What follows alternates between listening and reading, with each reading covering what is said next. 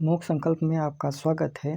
Question है कि एक घन के प्रत्येक किनारे की लंबाई में 50% की वृद्धि की जाती है, तो पृष्ठीय क्षेत्रफल में प्रतिशत वृद्धि ज्ञात कीजिए। ऐसे क्वेश्चन को सॉल्व करने के लिए क्या अप्रोच होनी चाहिए?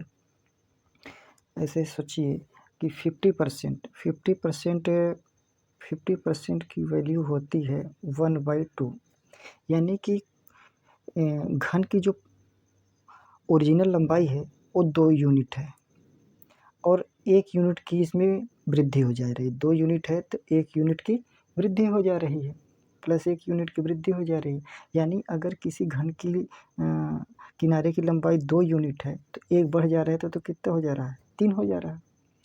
क्षेत्रफल है, क्षेत्रफल जो होता है लंबाई गुणा चौड़ाई होता है, यानी 2 यूनिट होता है। यानी लंबाई एक बार बढ़ा 2 से 3, चौड़ाई भी एक बार बढ़ा 2 से 3, तो कितना हो गया?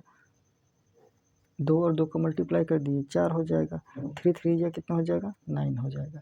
यानी कि कोई चीज़ 4 से बढ़कर 9 हो जा रही है तो कितना बढ़ी? 5 बढ़ा। कहाँ से 5 बढ़ा?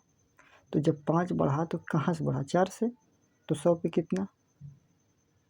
तो 4 एकम 4, 4 25 हम 100, 25 पंजे 125, तो 125% की वृद्धि होगी। इसको दूसरे तरीके से भी सॉल्व कर सकते हैं। जैसे दूसरा तरीका ये कहता है कि 50% की वृद्धि हो रही है, तो वृद्धि हो रही है तो 50% प्लस 50% प्लस 50 × 50 डिवाइडेड बाई 100। ये 1 0 इससे कैंसिल हो जाएगा, 1 0 इससे कैंसिल हो जाएगा, 50 50 100 हो जाएगा, प्लस 5 5 25, यानी कितना हो जाएगा? 125। ये परसेंटेज में आएगा।